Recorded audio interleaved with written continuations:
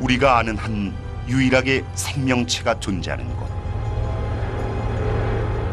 왜일까요? 이 행성이 특별한 이유는 무엇일까요? 해답은 지구의 과거에 숨어 있습니다. 과거로 시간을 거슬러 올라가서 최초의 인간을 만나야 하며 대륙의 충돌을 관찰해야 하고 무서운 공룡도 상대해야 합니다. 기이한 생명체가 가득한 바다에 뛰어들며 빙하시대의 혹독한 추위도 느껴봐야 하고 우주에서 온 불덩이들의 공격도 경험해봐야 합니다. 지구의 탄생 순간까지 시간을 거슬러 올라가야 한다는 뜻이죠. 그래야만 이 지구에 대한 놀라운 비밀을 종합해서 우리가 왜 지금 이곳에 살고 있는지 알 수 있으니까요.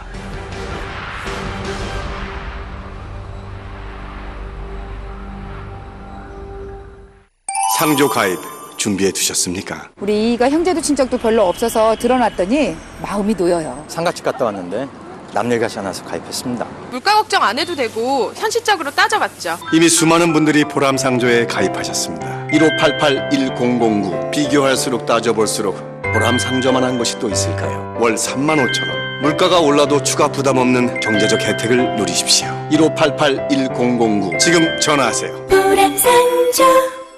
완벽하다고 생각한 차에 하이브리드가 더해졌을 때 준대형 럭셔리 세단 알페온 이어시스트.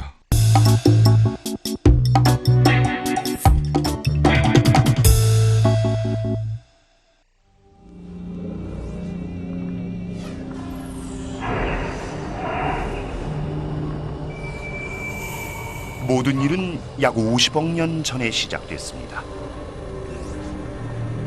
하지만 이상하죠. 아름답고 푸른 지구는 보이지 않고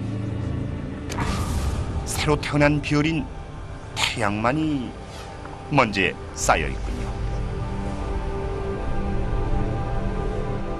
너무 많이 거슬러 와서 지구는 아직 형성되기 전인가 봅니다.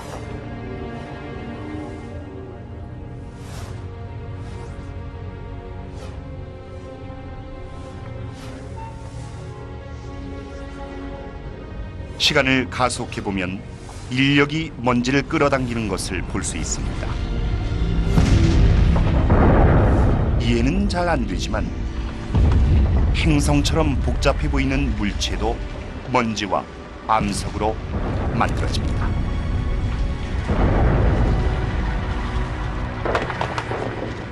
수백만 년 동안 인력은 암석들을 끌어모아 지구를 만들었고 지구를 포함한 100여 개의 행성이 태양의 주위를 돕니다.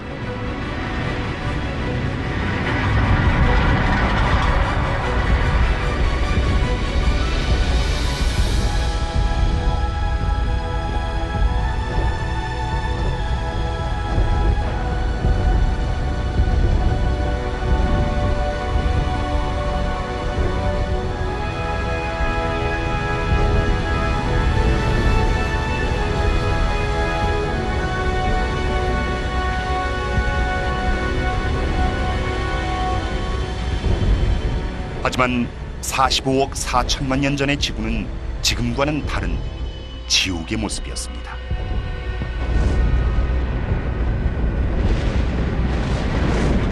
표면의 온도가 무려 섭씨 1200도에 달했고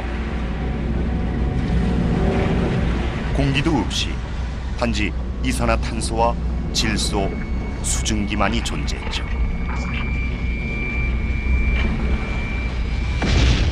높은 온도와 유독성 가스 때문에 가까이 다가갔다간 수촌에 질식하거나 재가 됩니다.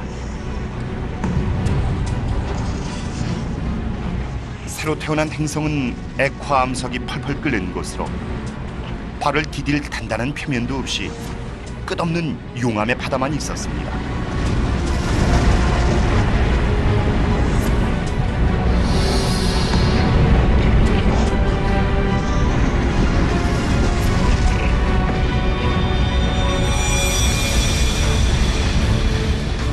행성 테이아가 지구를 향해 날아왔습니다. 화성 크기의 이 행성은 초속 15km의 속력으로 움직였는데 총알보다 20배나 빨랐습니다.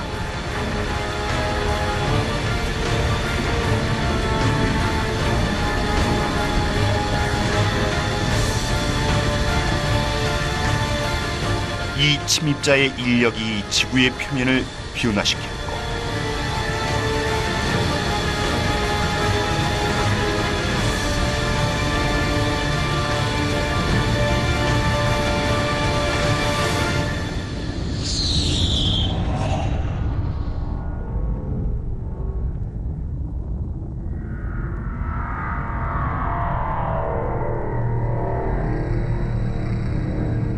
폭발파가 지구 주변을 휘감았습니다. 두 어린 행성은 거의 액체 상태가 됐고 수조 톤의 파편이 우주로 날아갔습니다.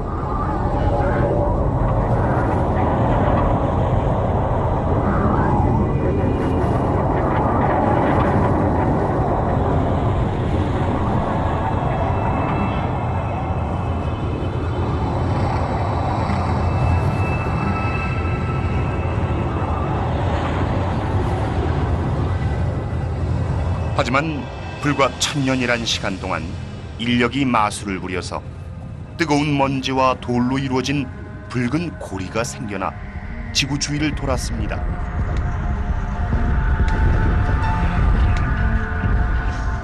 그 후 고리에서 구가 형성됐는데 폭이 3000km에 달했습니다.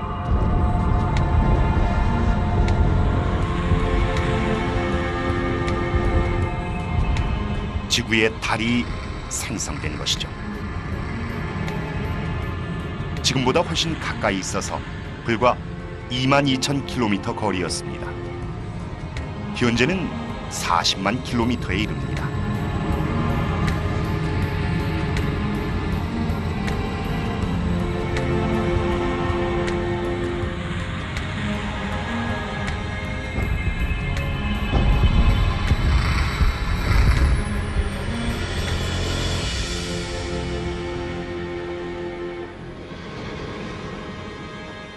식어가는 지구 위로 태양이 뜹니다.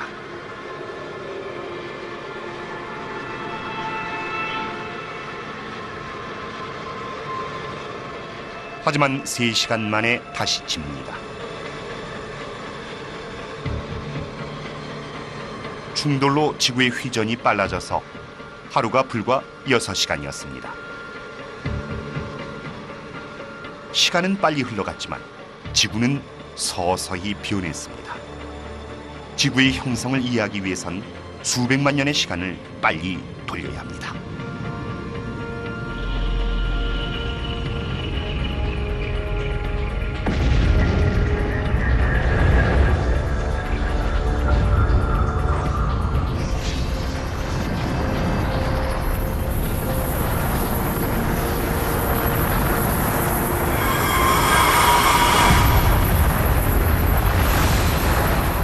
유성이 쏟아집니다.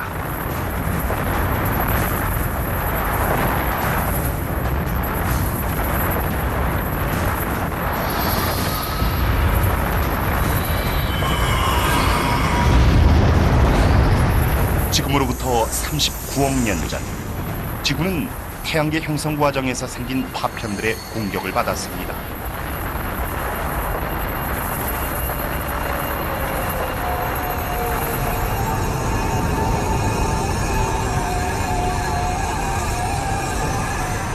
유성 안에 있는 이 특이한 결정을 보면 마치 소금 알갱이 같습니다. 감자튀김에 뿌리는 소금 말입니다. 이 결정 안엔 미세한 물입자가 있습니다.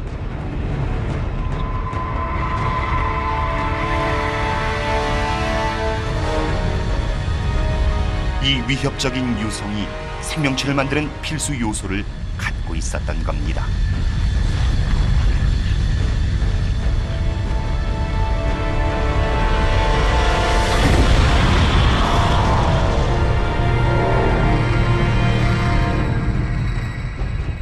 각각의 유성 안엔 아주 적은 양의 물만 있었지만 유성들이 2천만 년이란 시간 동안 지구에 충돌하면서 물은 축적됐습니다.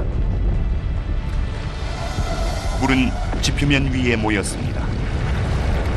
지구의 중심부는 액체였지만 표면은 섭씨 7, 80도 정도로 냉각돼서 지각을 형성하기에 충분했습니다. 이후 인간은 이 물을 마실 수 있게 됩니다. 모든 물웅덩이, 물 한 모금, 바다의 모든 물 한 방울까지도 수십억 년 역사를 지녔으며 유성에 담겨 지구에 도달할 때까지 수백만 킬로미터를 날아왔습니다.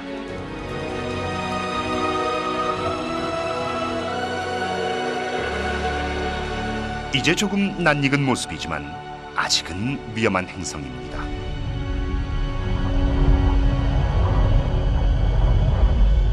엄청난 바람입니다. 가장 파괴적이라는 허리케인보다도 강하죠.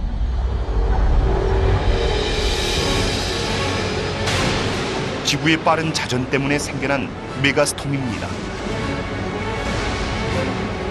달이 지구와 너무 가까워서 그 인력이 강하기 때문에 결과적으로 지구에 엄청난 조수를 형성시킵니다.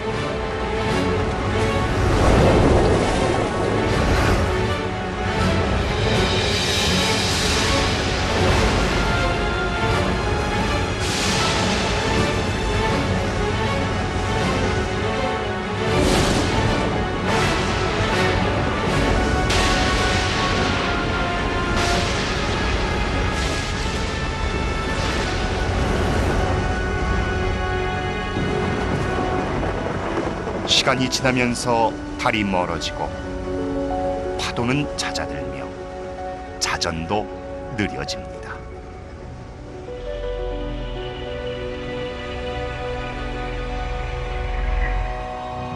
행성 지구가 태어난 지 7억 년 만에 생명을 주는 물이 지표면을 덮었습니다. 물만 있는 게 아니라 다른 것도 있습니다. 작은 섬들이죠. 어디서 나타났는지는 모릅니다.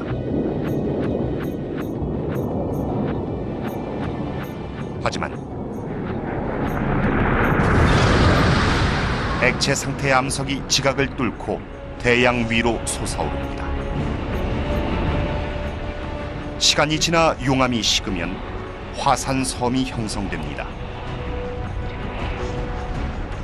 이렇게 해서 섬이 생겼습니다.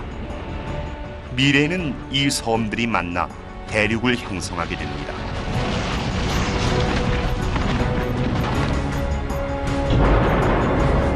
자, 어린 지구가 물과 땅을 갖게 됐습니다.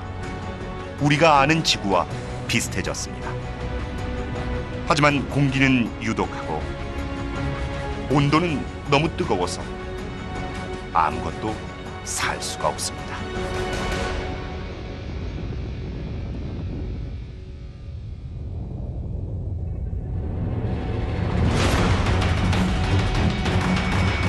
유성은 지구가 생긴 후 줄곧 쏟아져 내렸습니다. 하지만 지금으로부터 38억 년 전엔 그 공격이 새로운 국면에 접어들었습니다. 뭔가가 유성들의 궤도를 방해했는데 이미 지구에 물을 가져다 주었지만 이번엔 다른 것도 가져왔습니다.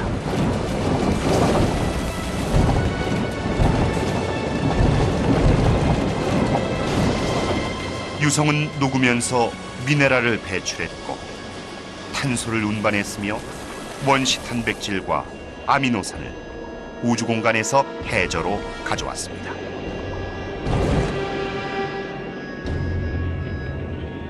암흑입니다. 태양광은 300m 깊이까지만 도달합니다. 수온도 낮습니다.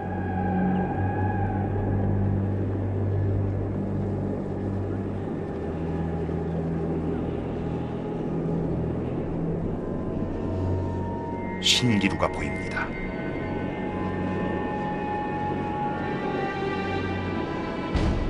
각종 굴뚝들의 도시.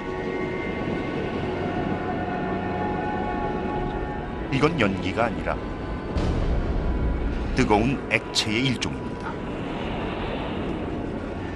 해수가 지각의 틈을 통해 지면 안으로 스며들어 뜨거워지면서 미네랄과 가스를 흡수한 겁니다. 바다로 뿜어져 나오는 건 바로 그 혼합물이며 이런 탑들도 생겼죠. 유성에 실려온 다양한 미네랄과 화학물질 덕분에 바다는 화학물 수프처럼 변했습니다. 원리와 시기는 알 수 없지만 이 화학물질들이 모여서 생명체가 탄생했습니다. 바다는 이제 미세한 유기체로 가득 찼고 이 단세포 박테리아가 지구 생명체의 가장 초기 형태입니다.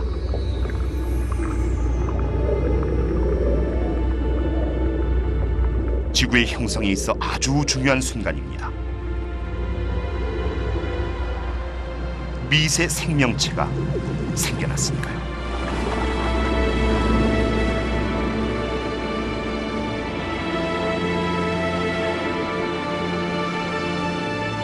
하지만 이후 수억 년 동안 변화도 없었고 진보도 없었으며 진화적 발전도 없었습니다. 생명체는 단세포 박테리아뿐이었습니다.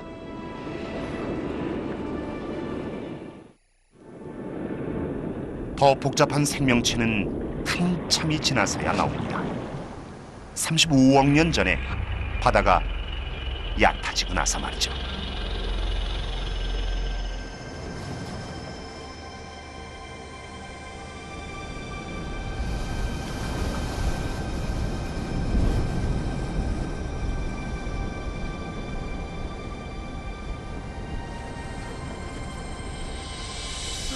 이것은 암석처럼 보이거나 식물 같은데 해저에서 자라나는 것입니다.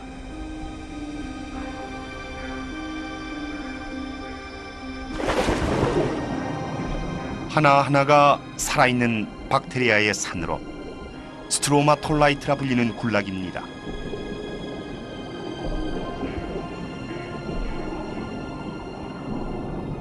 마치 마법같이 이 박테리아는 햇빛을 양분으로 바꿉니다. 이 과정이 바로 광합성으로 햇빛의 힘을 이용해 이산화탄소, 물을 포도당으로 변형시키는데 우리가 커피에 타는 설탕의 단순한 형태입니다.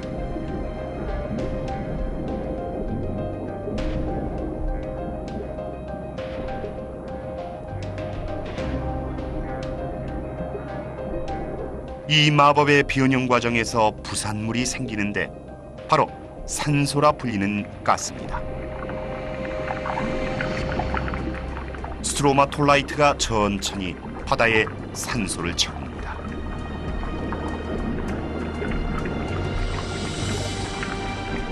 산소는 물속에 있는 철을 녹으로 바꿔주는데 이것이 해저에 떨어지면 철이 풍부한 침전물이 형성됩니다. 후에 인간은 이 광물로 다리, 배, 고층 건물을 짓죠.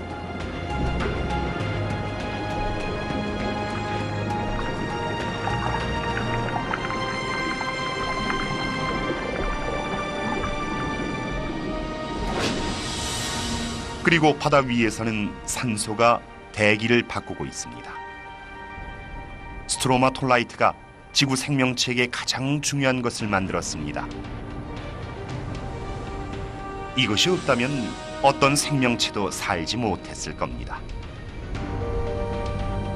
우리가 숨을 쉬는 건 순전히 이 고대 박테리아 군락 덕분입니다.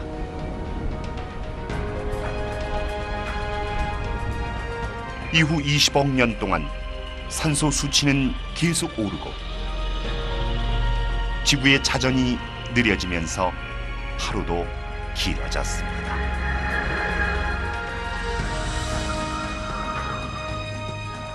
이젠 적어도 16시간은 됩니다. 행성의 생성엔 많은 시간이 필요해서 지구가 탄생하고 나서 자그마치 30억 년 후인 15억 년 전에도 복잡한 생명체는 물론 식물도 공룡이나 인간도 없었습니다. 하지만 지구엔 아주 특별한 것이 있었습니다. 무엇이든 바꿀 수 있는 힘이 있었으니까요.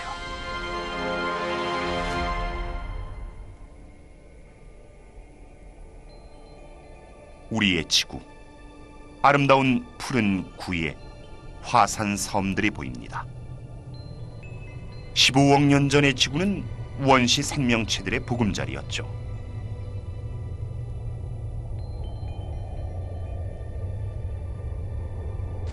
수백만 년 동안 무언가가 섬들을 재배열합니다.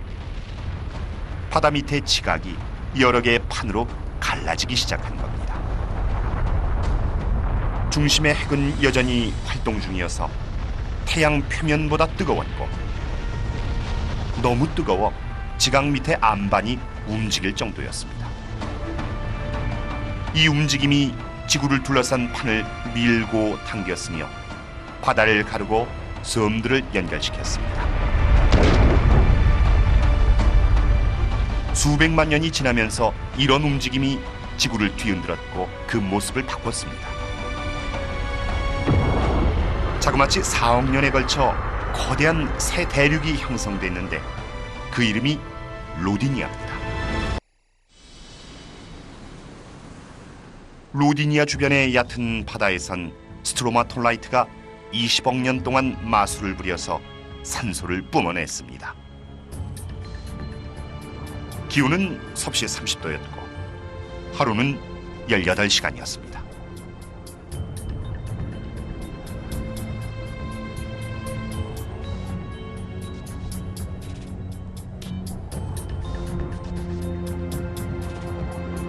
하지만 아직은 화성처럼 보입니다. 생명체를 찾기 위해선 미래로 더 가야 합니다.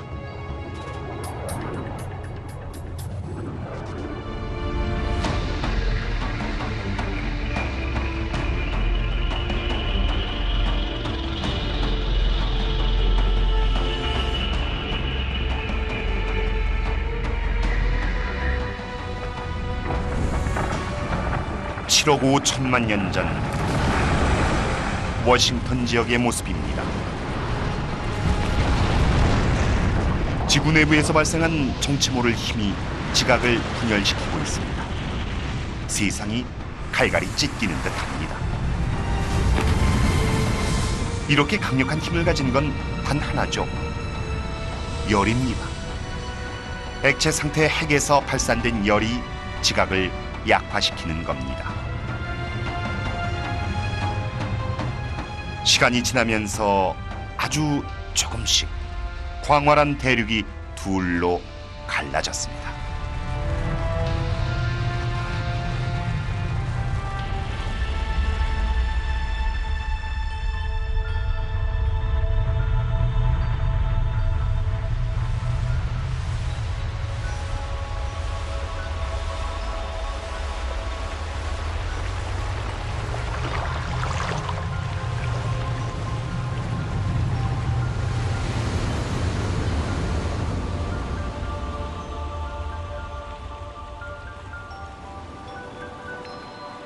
강력한 지질 활동으로 인해 많은 화산이 생겼습니다.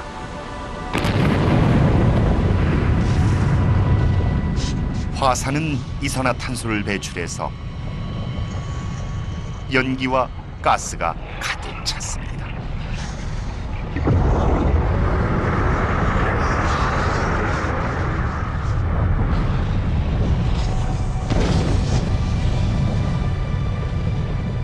물과 결합한 이산화탄소는 산성비로 내렸고 암석은 그 산성비 속에 있는 이산화탄소를 흡수했습니다. 지금 지상에 존재하는 암석의 다수도 대륙이 갈라질 때 드러났습니다. 이산화탄소는 그 양이 너무 많아서 상당 부분은 대기 밖으로 날아갔고 암석 안에도 저장됐습니다.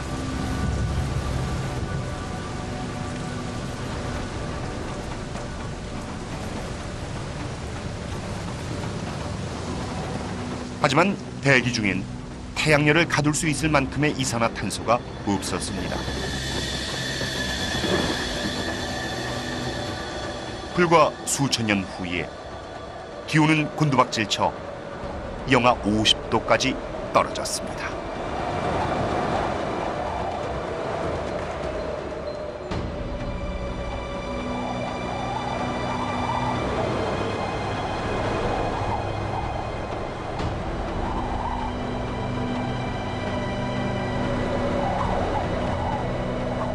이 얼어붙은 황무지는 6억 5천만 년 전의 오스트레일리아 남부 지역입니다. 일부 과학자들이 눈덩이 지구라 부르는 시대의 시작으로 이 시기는 지구를 뒤덮었던 가장 길고 추운 빙하 시대입니다. 거대한 빙하의 벽은 수천 미터 높이였고 계속해서 확장됐으며 빙하가 늘어날수록 더 많은 햇빛을 지구로부터 반사해서 빙하는 더 빨리 퍼졌습니다. 두 번째 얼음 덩어리도 같은 높이로 두 빙하는 극점에서 서로를 향해 계속 전진하던 끝에 적도에서 만났습니다.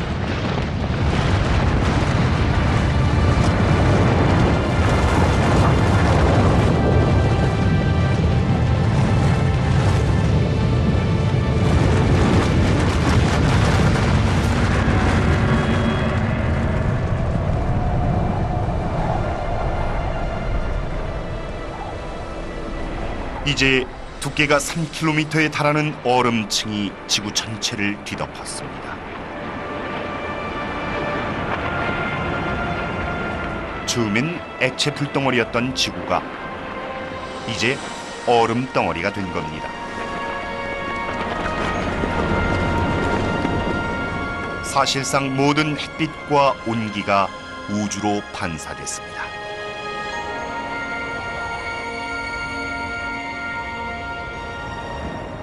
하지만 끝은 있습니다. 지구는 이 얼음 감옥에서 꼭 풀려날 겁니다. 게다가 얼음 밑에서 생명이 살아남았을지도 모릅니다. 표면은 얼어 있지만 속은 여전히 태양보다 뜨거우니까요.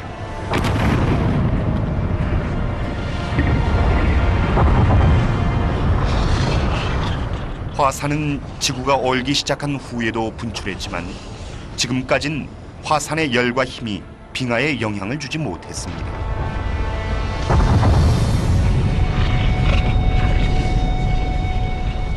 화산이 수십억 톤의 이산화탄소를 내뿜습니다. 빙하기 전에는 암석이 이산화탄소의 대부분을 흡수했지만 지금은 얼음에 묻혀있기 때문에 가스를 흡수하지 못합니다. 결국 가스가 대기를 채웁니다.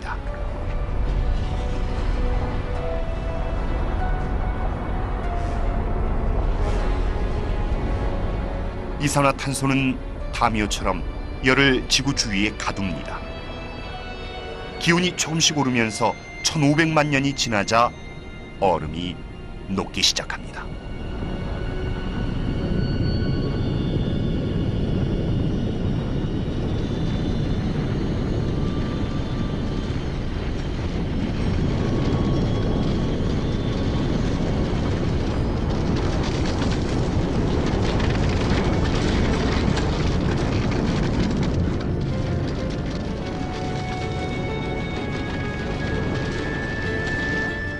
눈덩이 지구 시기에는 얼음이 지각을 아래로 밀었지만 이제 얼음이 녹자 지각이 융기하고 균열과 약한 지점이 드러나면서 더 많은 화산이 생깁니다. 이 화산들은 다시 더 많은 이산화탄소를 방출하고 기온을 더 상승시키며 녹는 속도가 빨라집니다. 산소 수치가 치솟고 일련의 화학 반응을 통해 얼음이 산소를 생성합니다. 지구가 얼어 있는 동안 태양에서 날아온 자외선이 얼음 속의 물 분자와 반응해 산소가 풍부한 화학 물질을 만들었는데, 이 과산화수소는 염색약으로 쓰이는 물질이죠.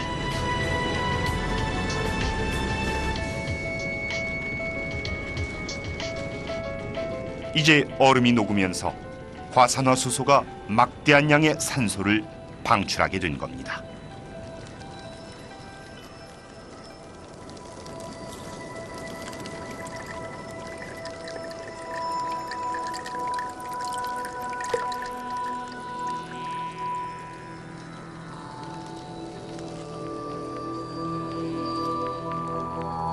이제 깨어나는 지구는 전과는 전혀 다릅니다.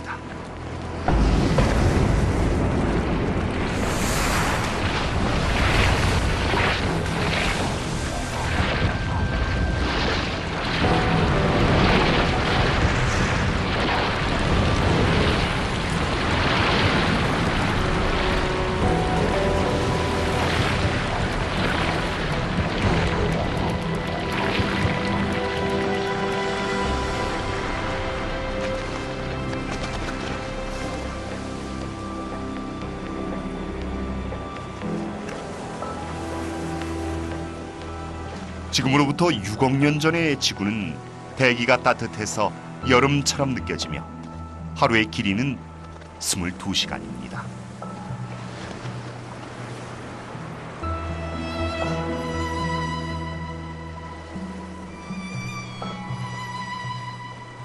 풍부한 물은 생명체의 탄생을 가능케 합니다.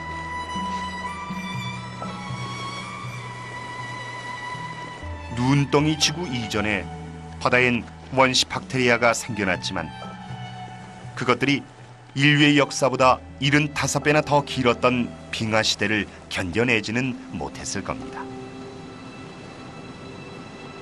살아남은 것이 있다면 가능성이 큰 곳은 마지막으로 생명체를 본 곳일 겁니다.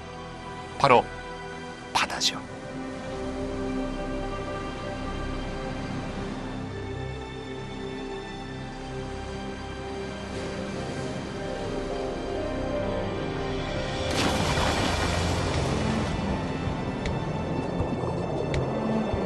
지금으로부터 5억 4천만 년 전에 산소가 가득했던 바다에서 원시 박테리아가 진화했습니다. 소수는 빙하기 속에서도 살아남아 식물로 발전했으며 일부는 다른 형태로 발전했죠. 껍질 있는 민달팽이처럼 생긴 이것은 위왁시아라고 불리는데 새로운 세대의 복잡한 다세포 유기체입니다.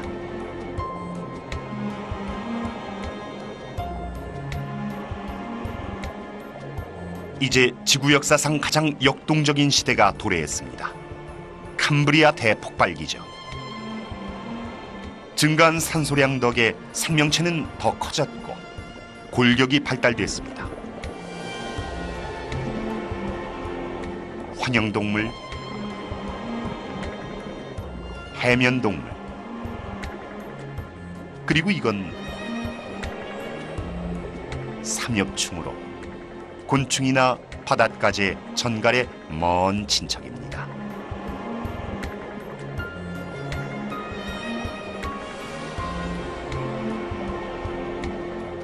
바닷속 생태계가 번성 중입니다. 미세한 크기의 세균부터 이런 괴물까지. 이것은 아노말로카리스로 몸 길이 60cm에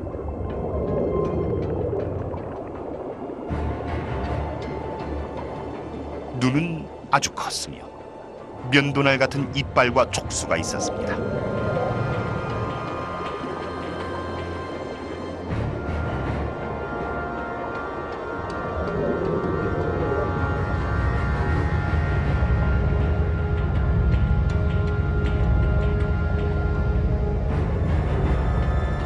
아노말로 카리스가 할 일은 그저 고르는 것뿐이었죠.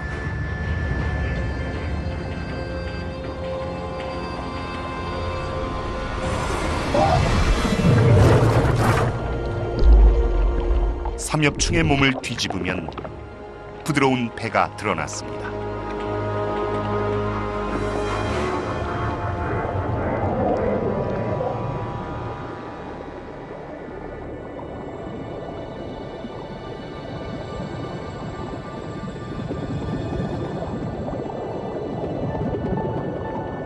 이것은 피카이아입니다. 길이는 5cm 정도지만 초기 형태의 척추를 갖고 있었습니다. 수백만 년 동안 이 단순한 구조가 척추로 발전했고 결국 직립이 가능했습니다.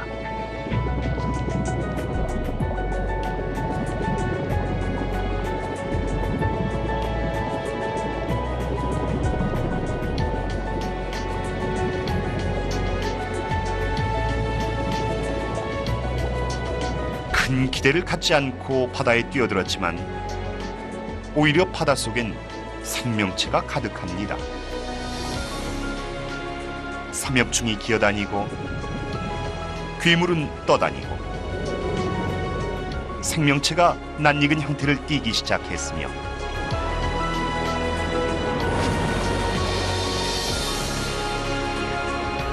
바다 밑엔 이미 수만 종의 식물과 동물 종이 살고 있었습니다.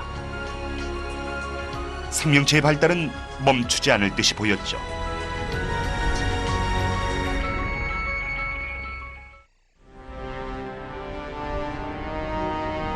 그럼 지상의 상황은 어떨까요?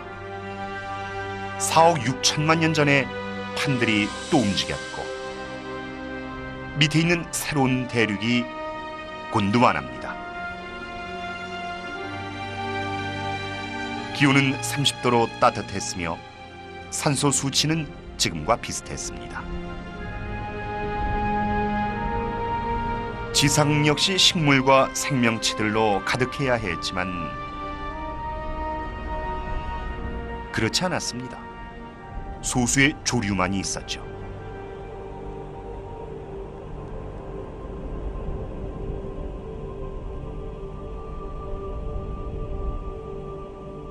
이유는 단 하나였습니다. 태양이죠. 태양은 치명적인 방사선을 내뿜었습니다. 바다에서 본 복잡한 생명체는 지상에선 살 수 없었습니다. 그런데 50km 위 방사선이 대기와 만나는 지점에서 이상한 일이 생겼습니다. 산소가 태양 방사선을 만나면 산소는 다른 가스로 변하는데 그것이 오존입니다. 이 가스는 지구 주위에 막을 형성하고 그 막이 치명적인 방사선을 흡수합니다. 1억 2천만 년이란 시간을 거치면서 오존층은 두꺼워졌고 많은 양의 방사선이 지표에 닿는 것을 막아주었습니다. 이 층이 없다면 지상의 생물은 존재하지 못할 겁니다.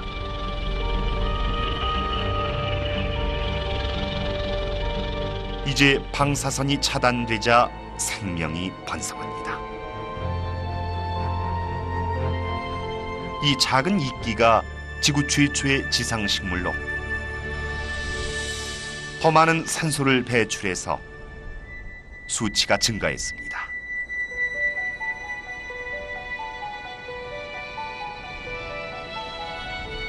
(3억 7,500만 년 전)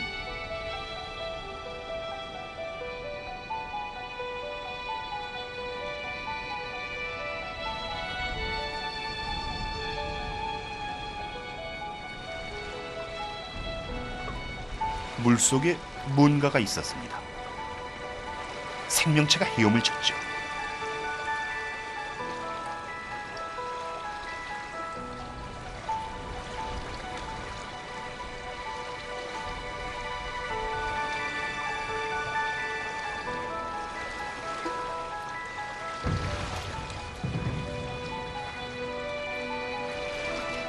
이 이상한 물고기는 틱탈릭입니다.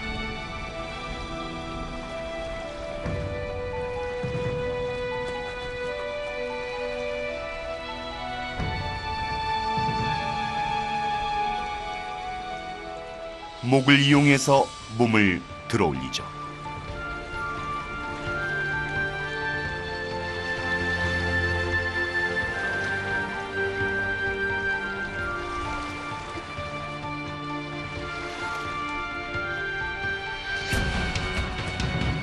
틱탈릭은 지느러미를 다리처럼 씁니다.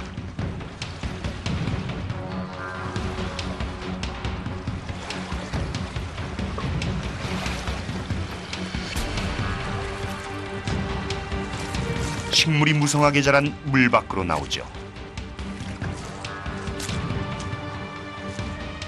1500만 년 동안 이 테트라포드는 진화해서 사지가 더 강해지고 물 밖에서 많은 시간을 보냅니다. 결국 3억 6천만 년 전엔 서식지를 지상으로 옮깁니다. 이런 생명체로부터 모든 척추동물이 진화됩니다. 공룡, 새, 포유류, 심지어 인간까지도.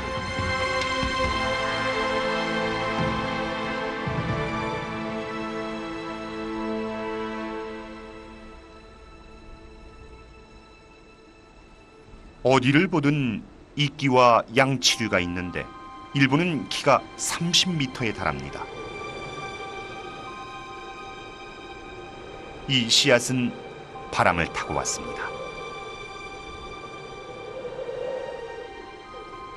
이제까지의 식물들은 포자를 이용해서 번식했는데 포자는 생존과 성장을 위해 많은 물을 필요로 합니다.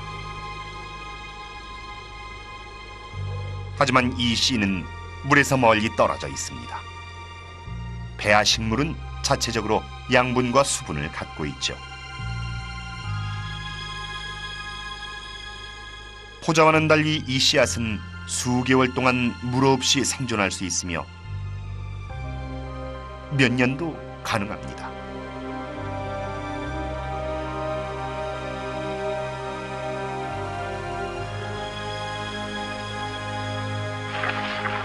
하찮아 보이는 이 씨앗이 지구 전체에 생명을 퍼뜨리고 이 나무와 식물들은 더 많은 산소를 내뿜습니다.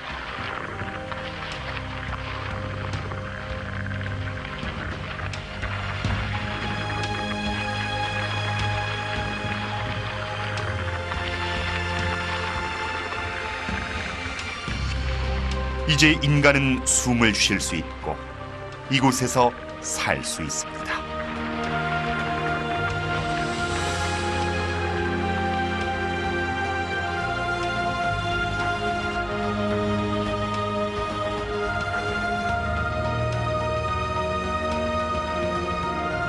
먼 길을 왔습니다.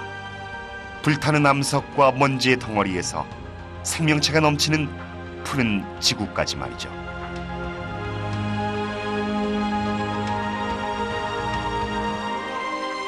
아직 인간은 없지만 물고기가 있고 식물 그리고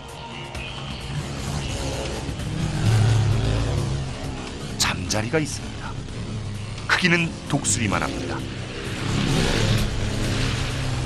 이 거대한 잠자리는 메가네우라입니다.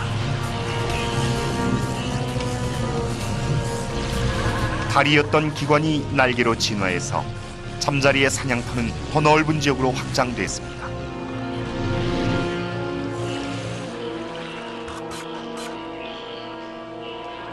지상엔 노래기, 거미를 비롯해 온갖 곤충들이 있습니다.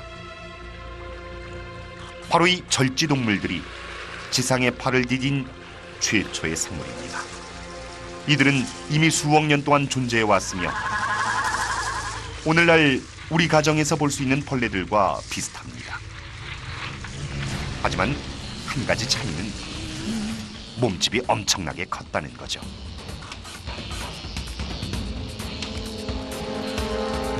이곳은 거대 생물들의 세상입니다.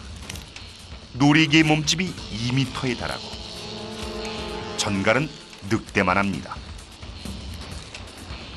대기 중에 산소 덕분에 이들의 호흡기관은 효율성이 극대화됐고 성장 공간의 제약은 사라졌습니다.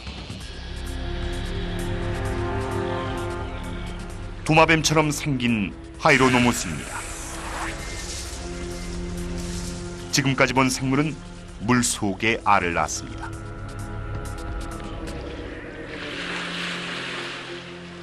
하지만 이 알은 충분한 물과 영양소를 자체적으로 갖고 있습니다. 새끼가 독립적인 연못 안에서 자라는 셈이죠.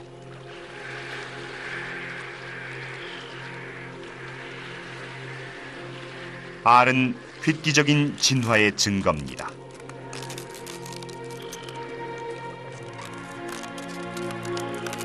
이제 동물은 물을 벗어나 땅을 점령합니다.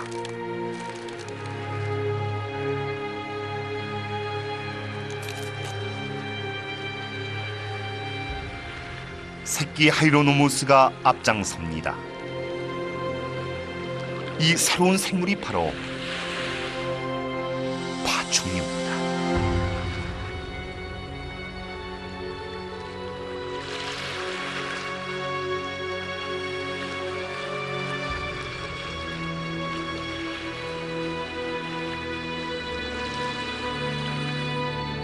탄생이 있으면 죽음도 있죠. 죽는 식물이 늘어나면서 습기가 많은 두꺼운 층으로 뒤적되게 됩니다. 앞으로 수억 년 동안 암석이 그 위를 덮을 겁니다. 지구 중심의 열과 뒤덮이는 암석의 압력이 죽은 식물의 층을 석탄으로 변형시킵니다. 오늘날 우리가 가정의 난방과 발전소를 돌리기 위해 태우는 석탄은 3억 년 전에 죽은 식물들이 변형된 것입니다.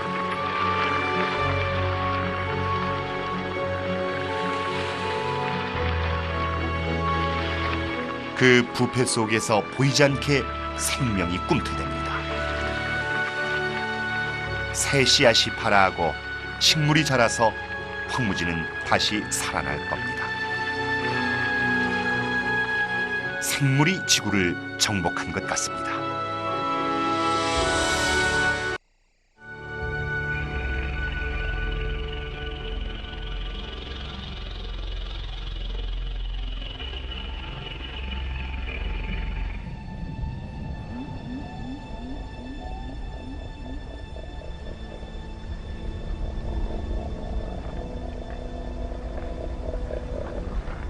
한 무리의 생물이 풀을 뜯고 있습니다. 공룡은 아닙니다. 공룡은 앞으로 2천만 년 후에야 지구상에 등장합니다. 하지만 크군요. 비약적인 진화를 거쳐 앞서 봤던 작은 도마뱀이 거대한 파충류가 됐습니다. 이 스쿠토사우루스는 거북이의 먼 친척입니다.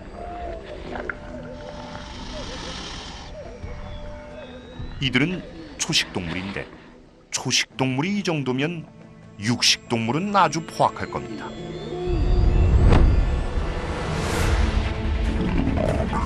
고르곤 없이 했습니다. 완벽하게 진화한 선사시대의 사냥꾼이죠.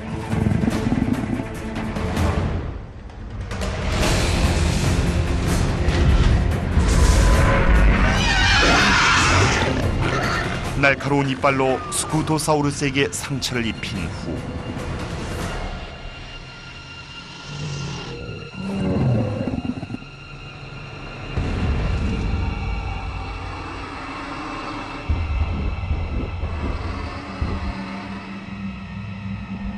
가만히 기다립니다. 피를 많이 흘려 약해질 때까지요.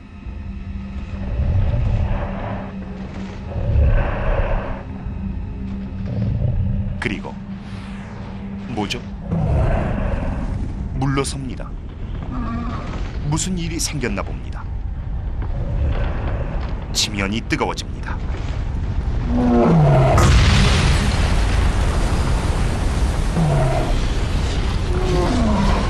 지하에 엄청난 압력이 분출됐습니다.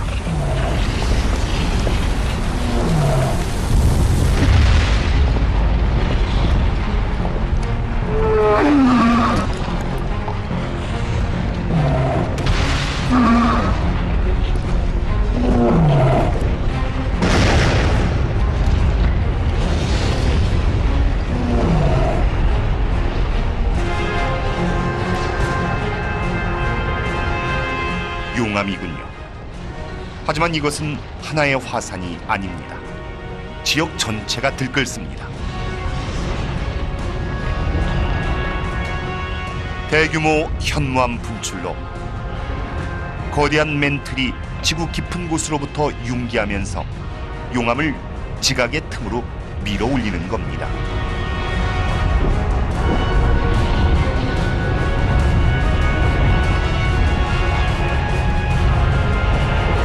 천국이었던 곳이 지옥으로 피어냈고 스쿠토사우루스와 고르고놉시스도 죽었습니다. 그들은 세상이 처음으로 겪은 대규모 멸종의 첫 희생자입니다. 바로 피름기 멸종이죠.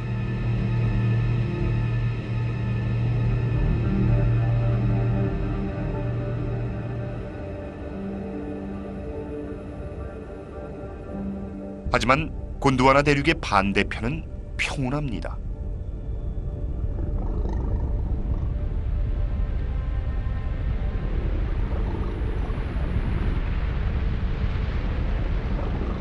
눈인가요?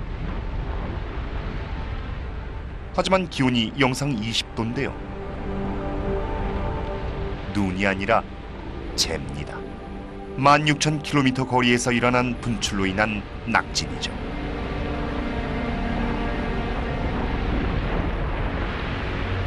재는 곳곳을 태우고 전 세계의 동물들을 질식시킵니다.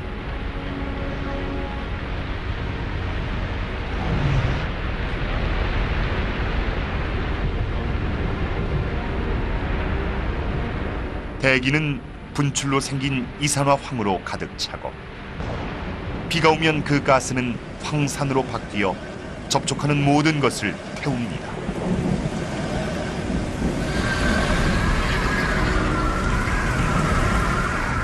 처음엔 국지적인 재앙처럼 보였지만 이제 전 지구적 문제가 됐습니다.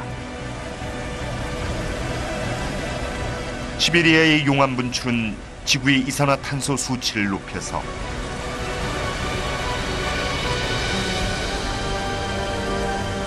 대기가 뜨거워졌고 물은 증발했으며 식물이 죽었습니다. 마침내 생명체가 정착했다고 생각했지만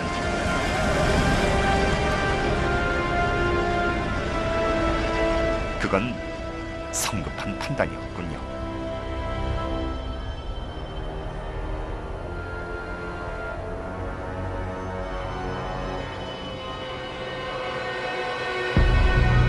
지상엔 생명의 흔적이 없습니다. 하지만 바다엔 이상하군요. 바다가 분홍색입니다.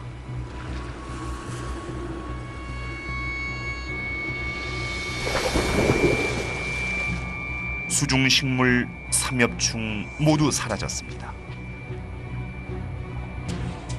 분홍색 조류만을 빼고 말이죠.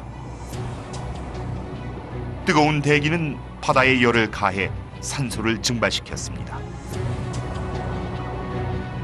안타깝게도 이 부패한 물에 살 수 있는 건 조류밖에 없습니다.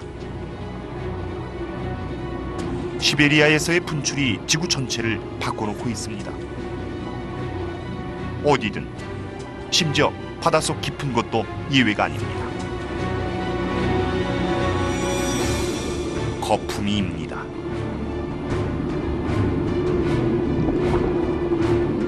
하지만 산소가 아니라 메탄입니다. 해저 깊은 곳의 메탄 가스층에서 수면으로 올라가고 있습니다.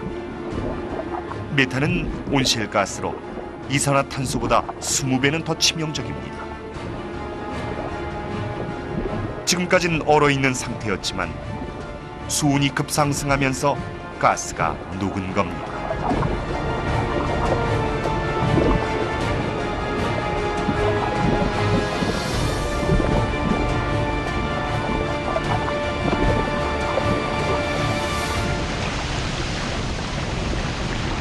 대기 중으로 나오자 이 강력한 가스는 기온을 더 높였습니다. 섭씨 40도에 달하는데 시베리아 분출 전보다 6도나 더 높은 수치입니다.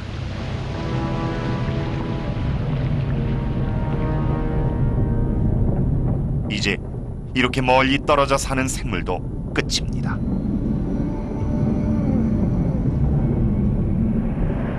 대량 분출이 있고 나서 50만 년의 시간이 지났습니다.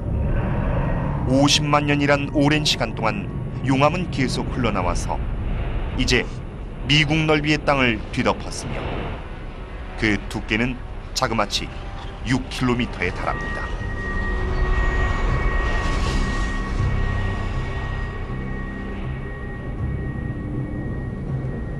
모든 생물의 95%가 죽었지만 소수는 땅 속에 들어가 무엇이든 먹은 덕분에 살아남았습니다.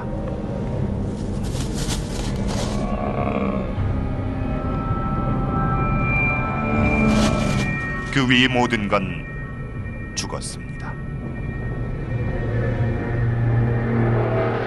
지금으로부터 2억 5천만 년 전, 지구는 다시 죽은 행성이 됐습니다. 처음처럼.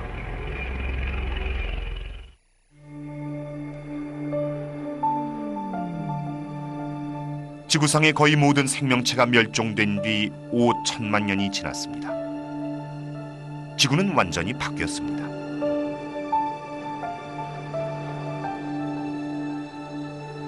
지금으로부터 2억 년 전엔 판게아라 불리는 거대한 대륙만 존재했는데 극에서 극까지의 넓이였습니다.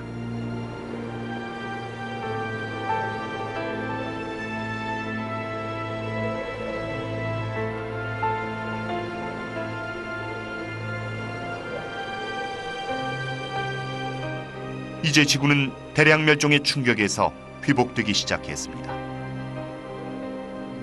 기온은 안정되고 산성비가 중화되었으며 식물이 생겨났습니다.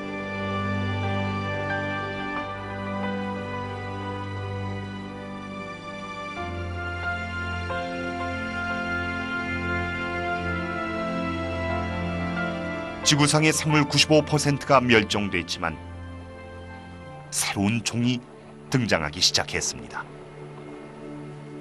그 중에 지구를 전무후무하게 지배하게 될 종이 바로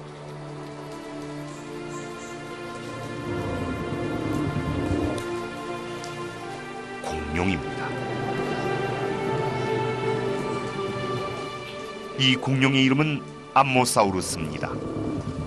다른 공룡처럼 이들은 폐렴기 멸종에서 살아남은 파충류로부터 진화했습니다. 4.5m의 키 때문에 움직임은 느렸고 약했습니다.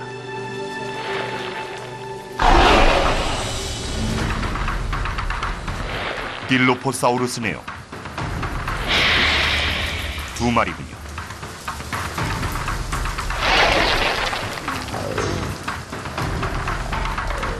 작은 만큼 빠릅니다.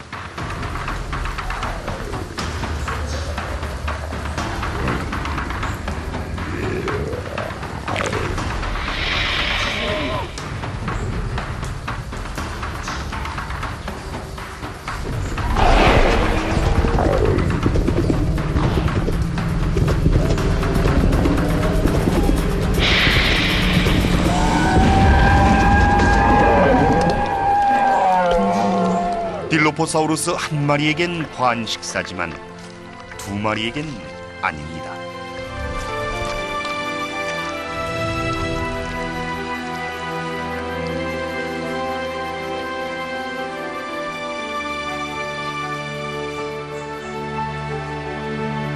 자, 공룡이 지구상에 나타났습니다. 하지만 어떤 종도 변덕스러운 지구를 길들이진 못했습니다.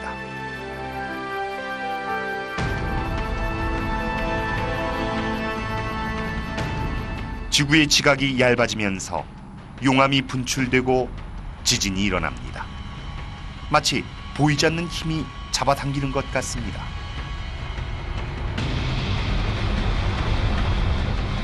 똑같은 현상이 북아메리카의 동부 해안이 될 지역에도 발생하게 됩니다.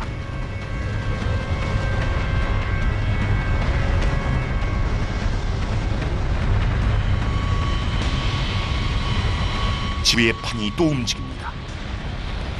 지금으로부터 1억 9천만 년 전에 초대륙 판게아가 다시 갈라지기 시작한 겁니다. 광활한 땅이 분리되면서 협곡이 생기고 손바다 테티스로 채워졌는데 이곳이 미래의 중동입니다. 해류가 미래의 사우디아라비아, 이라크 그리고 이란 근처의 해안으로 영양소를 보냅니다. 이 영양소는 물고기를 부릅니다. 수백만 마리를요.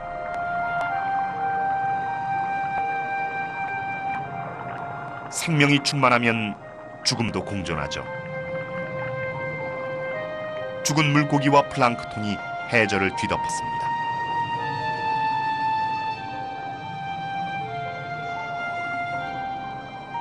이후 1000만 년 동안 안반층이 죽은 생물들을 묻고 열을 가합니다. 고대의 물고기와 플랑크톤은 석유가 되죠.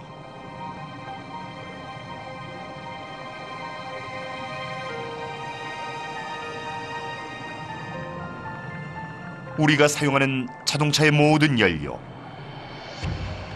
지구상의 모든 플라스틱, 벽에 칠하는 페인트, 발밑의 양탄자, 손을 씻는 비누까지 거의 모든 것이 여기서 나왔습니다.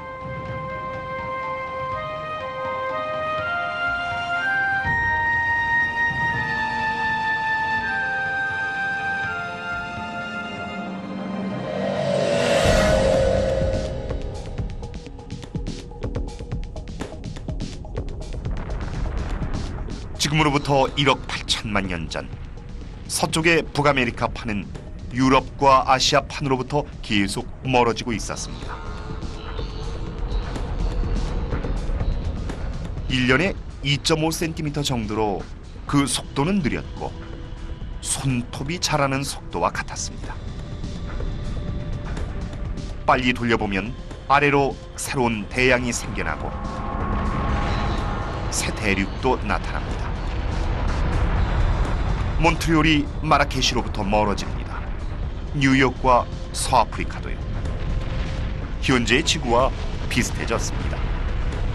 두 대륙 사이의 틈엔 물이 채워져 드넓은 바다가 형성됩니다. 대서양이죠.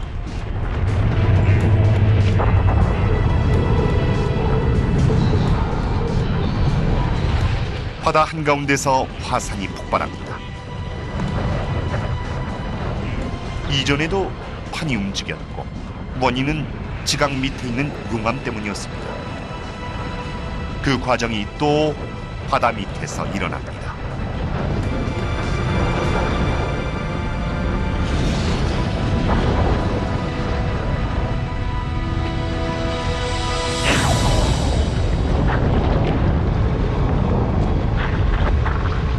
해저 전체가 둘로 갈라졌고 산과 화산의 협곡으로 융기했습니다. 히말라야 산맥보다 더 높고 로키 산맥보다 더 길며 물은 뜨겁습니다. 용암이 지구 깊숙한 곳에서부터 흘러나옵니다.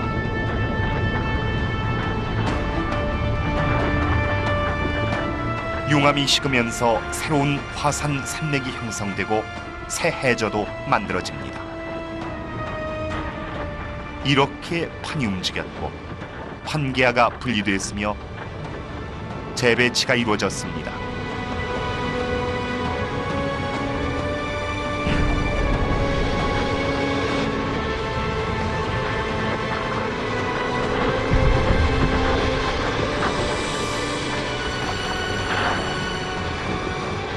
이런 지질 활동 때문에 지구는 불안하지만 창조적이며 독특합니다. 그리고 지구가 변할 때마다 그곳의 생명체는 적응하고 진화해야 합니다.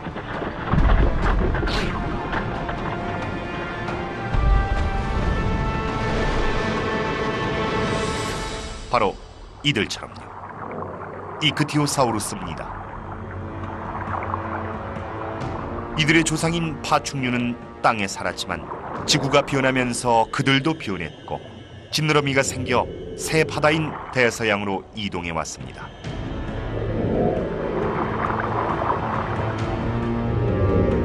몸길이 6m의 이크티오사우루스는 빨랐고 시속 40km로 헤엄쳤습니다.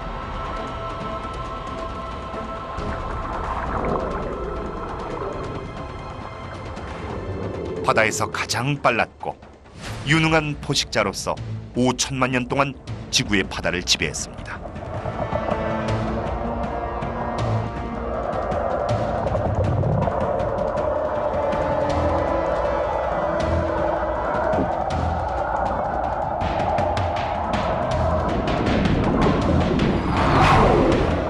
그런데 경쟁자가 나타났습니다.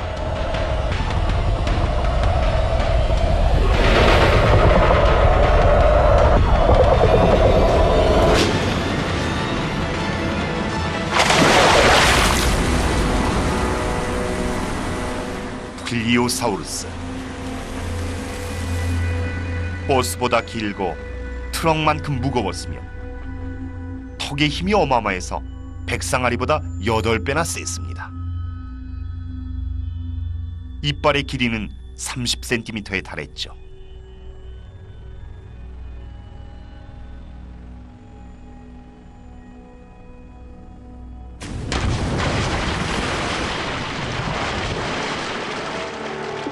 지구와 지구에 사는 생명체는 이제 완전히 달라졌습니다. 이곳은 단단한 땅이었지만 이젠 대서양입니다.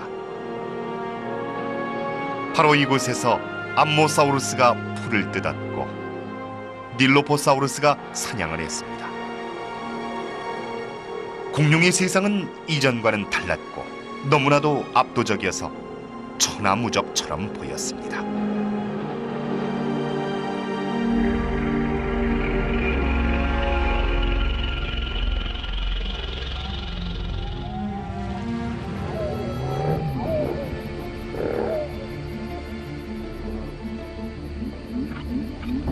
이곳은 작은 포유류로 1억 8,500만 년 전에 대량 멸종해서 살아남은 소수의 포유류로부터 진화했으며 공룡의 먹이이기도 합니다. 대부분의 포유류는 나무 위나 땅 속에 살았고 밤에만 활동했습니다. 공룡의 적이 될 수 없었죠.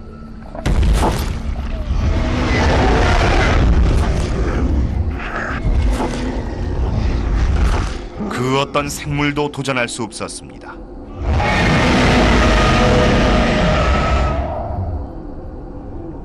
지구상에선 말이죠.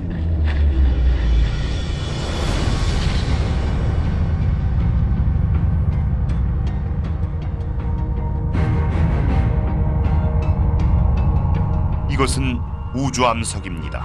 아주 크죠.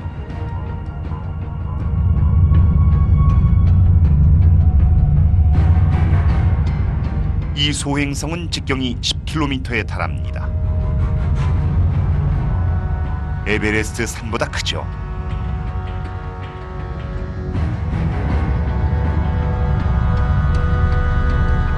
게다가 시속 7만 km의 속도로 움직이면서 지구를 향하고 있습니다.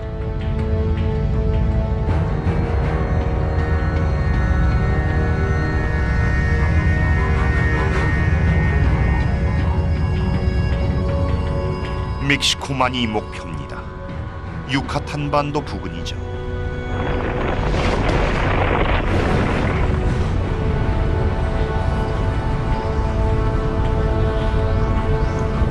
속도가 너무 빨라서 자세히 관찰하기 힘들기 때문에 느린 속도로 봐야 합니다. 이제 몇 초 후면 지구가 영원히 바뀌게 됩니다.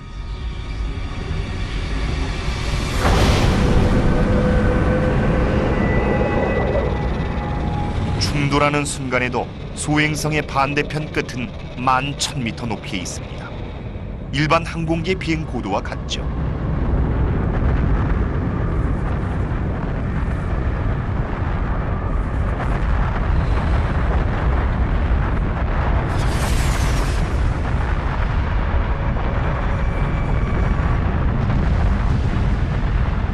소행성은 막대한 힘으로 충돌해서 모든 것을 파괴했습니다. 심지어 소행성 자신도 바로 증발했습니다.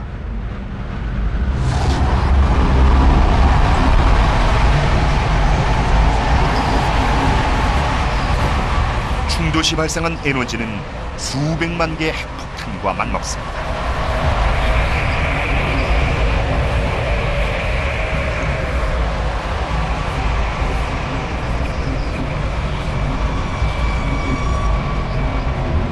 안전지대는 없습니다. 하늘도 위험합니다. 떠다니는 돌의 크기가 도시의 한 블록만 합니다.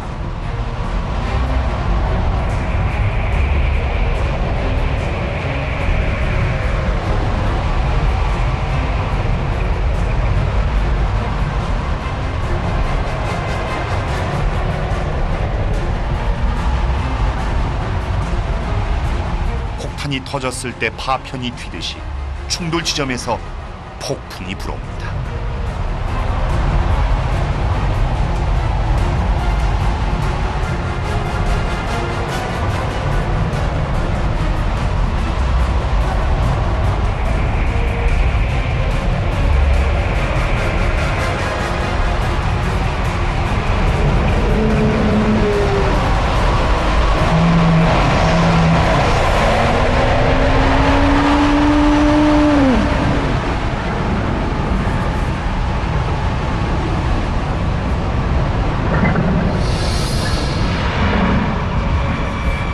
충돌 후 수분 내에 소행성이 떨어진 곳 수천 킬로미터 반경은 사방에서 거센 공격을 받게 됩니다.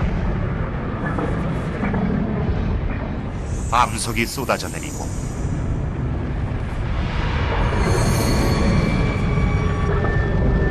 지진이 천지를 뒤흔들고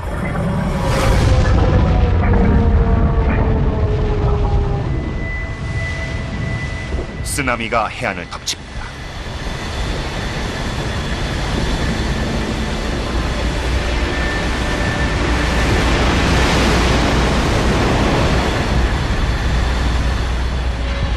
습격은 이제 시작일 뿐입니다. 용암과 연기가 사방에 퍼져 지구 전체를 집어삼킵니다. 하늘은 마치 거대한 램프처럼 타오릅니다.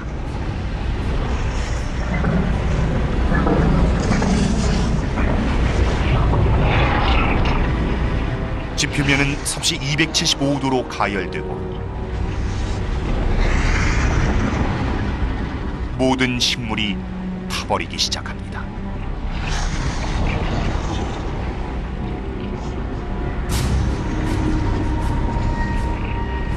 충돌 후 수개월이 지나서도 연기와 재가 여전히 햇빛을 가리고 있습니다. 빛이 없으니 식물이 죽고 식물을 먹는 동물도 죽었습니다. 이 사륙에 맞서 살아남을 수 있는 생명체는 없어 보입니다.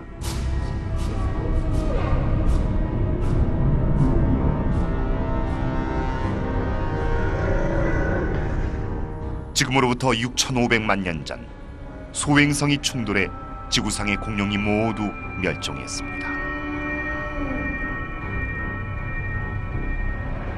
1억 6,500만 년에 걸친 공룡의 지배가 끝난 겁니다.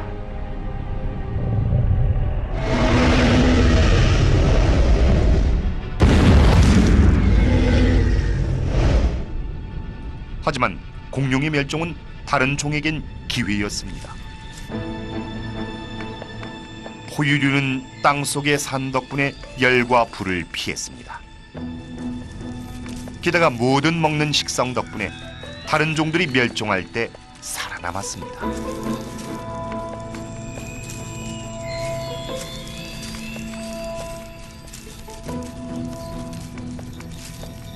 믿기 어렵지만 이 포유류가 공룡의 자리를 차지했죠.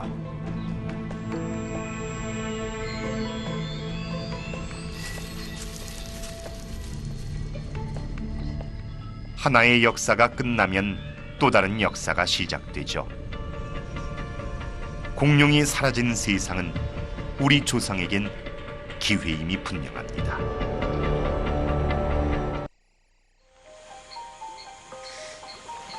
한참의 시간이 흐른 후 지구는 평화롭습니다.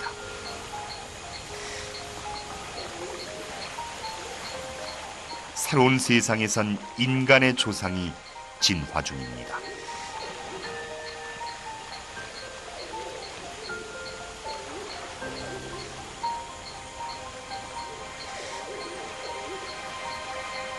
후에 독일 땅이 될 이 호수는 4,700만 년 전에 우리의 먼 조상이 살던 곳입니다.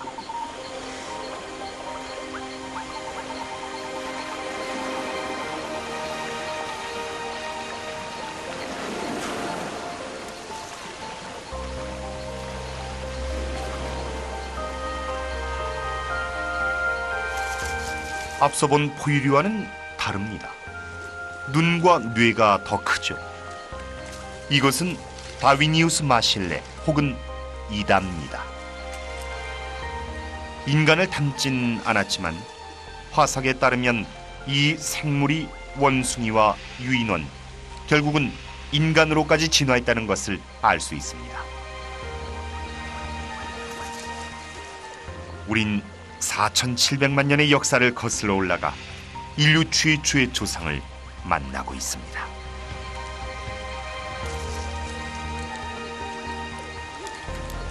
이 호수는 분화구에 위치해 있어 유독가스를 뿜어냅니다.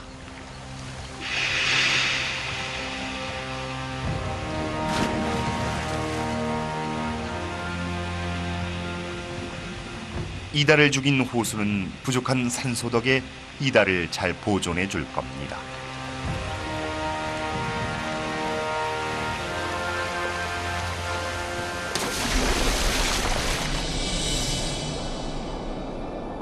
언젠가 물이 없어지고 이다가 화석으로 남으면 인간이 이다를 발견해서 이 원시 영장류의 정체는 물론 인류의 시작에 대한 이야기도 밝혀낼 겁니다. 인간의 삶에 대한 이야기를요.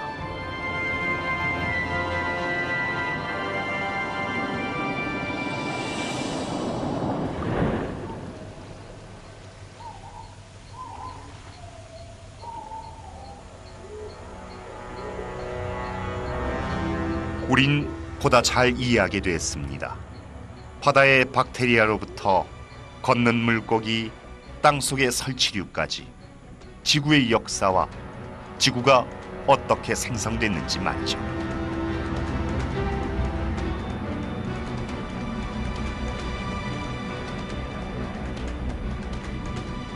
(4,700만 년) 전 대기는 현재와 비슷합니다.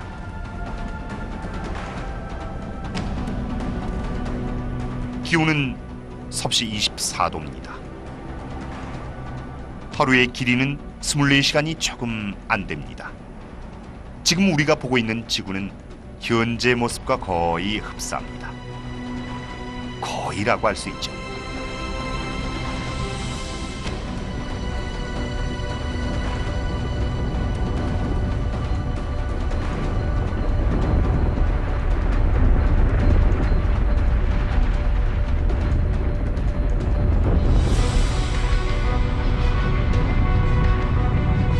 대륙을 등에 업은 지구의 판들이 또 움직입니다.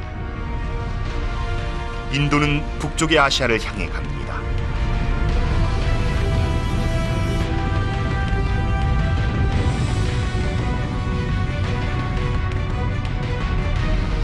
인도판과 아시아판이 치열한 세력 다툼을 벌입니다.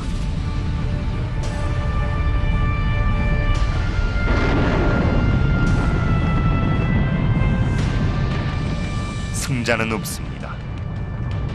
두 판 모두 뒤틀립니다. 바다가 없어지고 2,500km의 길이의 선을 따라 만난 두 판이 위로 치솟습니다.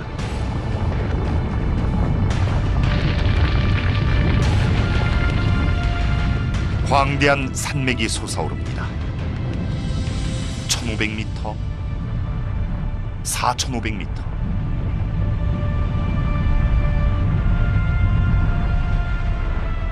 이제 8,000m를 넘어섭니다.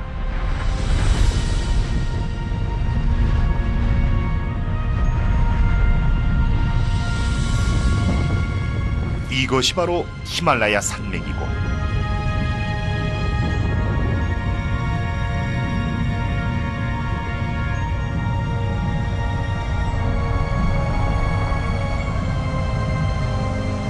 지구에서 가장 높은 산인 에베레스트입니다.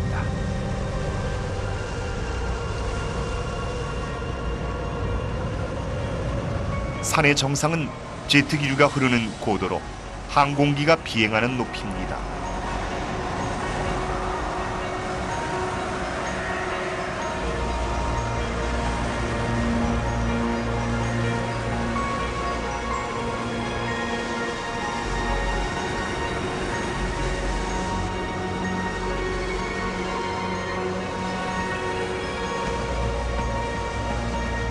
산봉우리에 눈이 녹으면 그 물이 강으로 갑니다.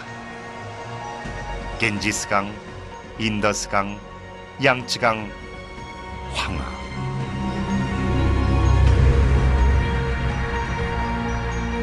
히말라야는 거대한 급수탑입니다. 히말라야가 만들어내는 강들이 장차 지구 인구의 절반을 먹여 살리게 됩니다.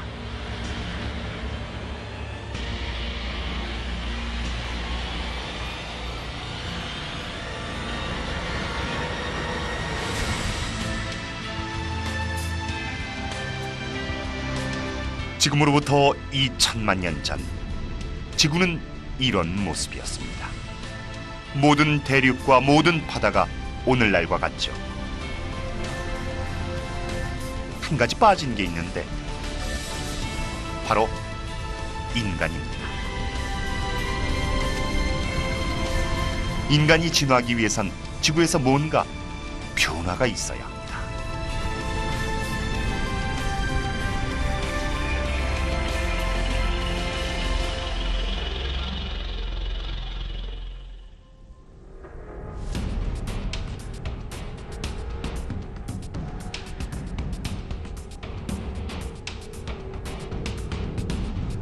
아프리카 동부 해안을 따라서 지각을 구성하는 판들 사이에 넓은 틈이 형성됩니다.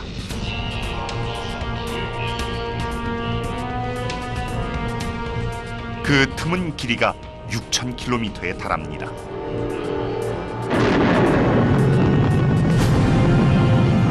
가장자리를 따라 산이 솟아오릅니다.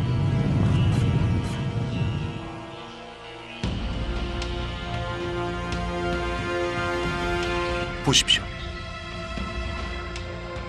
인간이 아니라 유인원 같습니다. 이 나무에 계속 머물 수는 있겠지만 세상은 바뀔 겁니다.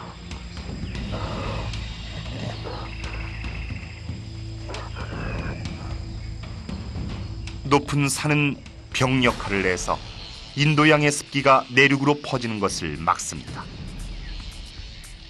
점점 더워지고 건조해져서 무성하던 우림이 건조한 사바나로 바뀝니다. 더 뜨거워진 기후는 서식지를 파괴합니다.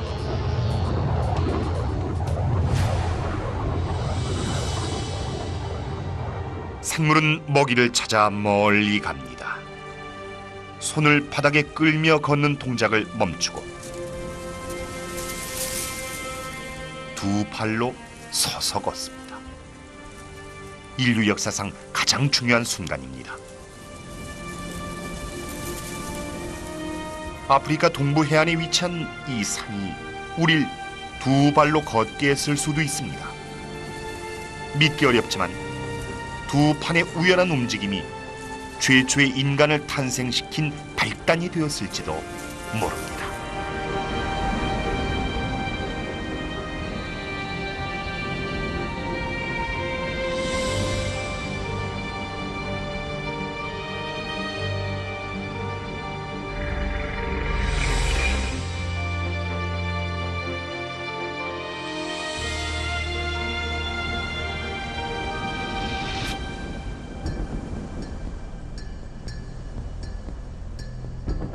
남자와 아이, 지금의 모습처럼 보입니다.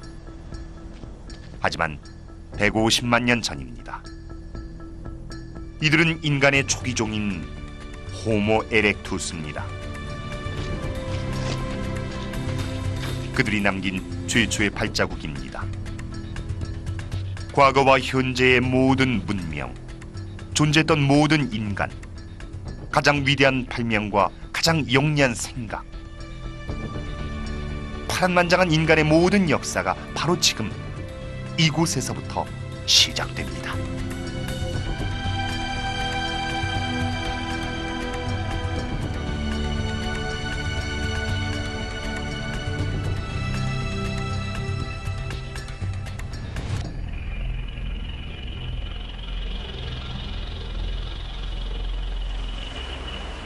기후가 다시 바뀝니다.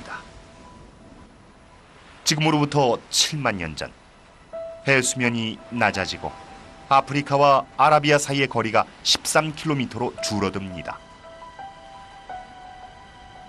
홍해의 폭은 좁아지고 아프리카를 뒤로 하고 건널 수 있을 만큼 얕아졌습니다. 이제 등장하는 건 인간의 또 다른 종, 호모 사피엔스입니다.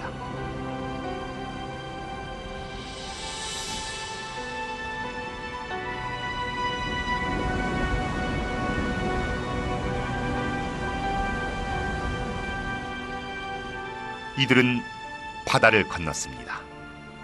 과학자들은 아프리카 이외의 지역에 살았던 모든 인간이 이들 200명의 후손이라고 믿고 있습니다.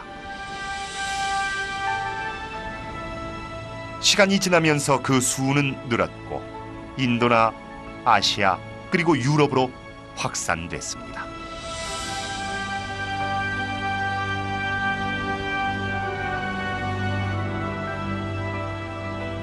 하지만 인간이 북쪽으로 향할 때 거대한 얼음 장벽은 남하했습니다.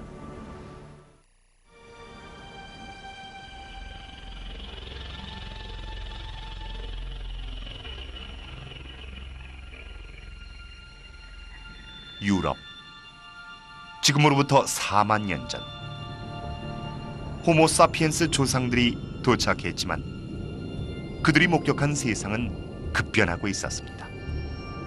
점점 추워져서 계절은 한여름인데 식물은 냉해에 걸렸고 강물도 얼었습니다.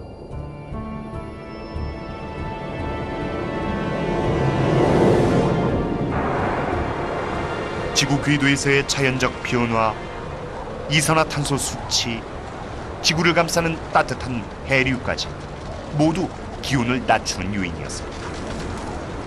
생물의 서식지인 지구가 빙하 시대에 접어듭니다. 고층 빌딩 높이의 빙하가 하루에 30cm씩 북반구를 뒤덮었습니다. 느리지만 강력하게 빙하는 마음대로 지구를 유린하면서 절망만을 뿌렸습니다. 다신 옛 모습을 못 찾을 겁니다.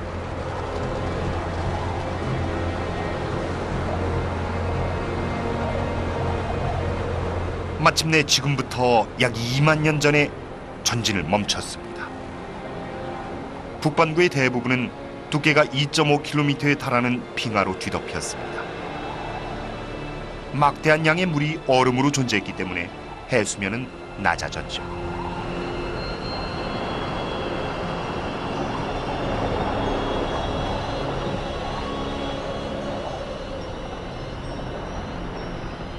지금으로부터 2만 년 전, 크지 않은 땅이 시베리아와 알래스카 사이의 바다에서 나타났습니다.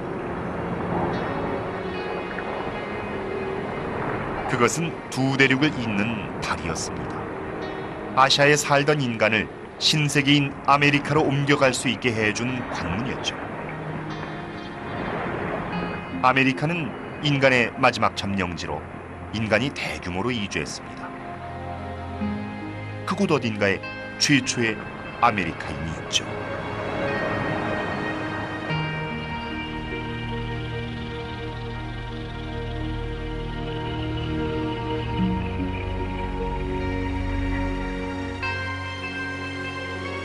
지금으로부터 14,000년 전에 빙하 시대를 초래한 환경이 뒤바뀌었습니다. 빙하가 물러가며 드러나는 북반구의 모습은 전혀 달랐습니다. 빙하는 큰 절망을 안겨주었지만 빙하가 남긴 물은 북아메리카의 대호수가 됐습니다.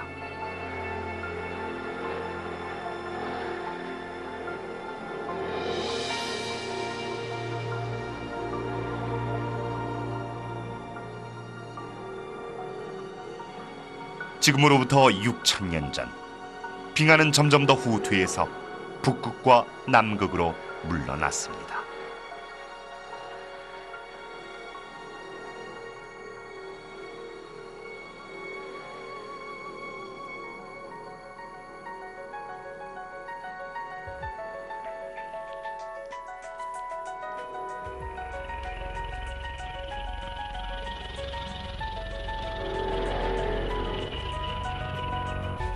(45억 년의) 긴 시간 여행을 한 끝에 우린 현재 지구로 돌아왔습니다. 우리의 세상이자 우리의 시간입니다. 이제 처음으로 우린 지구의 놀라운 얘기를 모두 알게 됐습니다. 우리 주변의 모든 것이 어떻게, 왜 그곳에 존재하는지 이해하게 됐습니다. 머리 위 우주에서부터 생명을 위해 반드시 필요한 요소인 물과 우리 발밑에 있는 땅,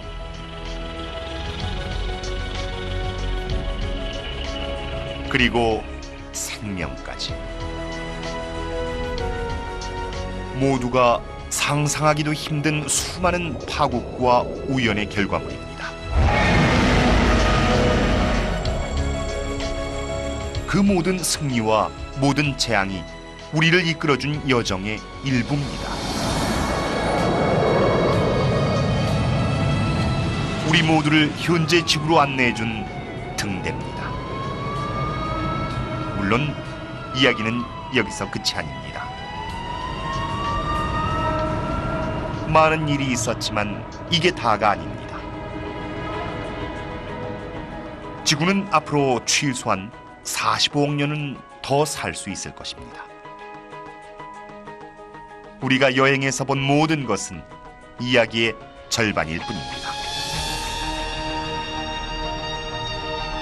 어떤 놀라운 자연현상, 어떤 공포가, 어떤 이상한 생명체가 역동적이고 창조적인 지구의 미래를 장식할까요?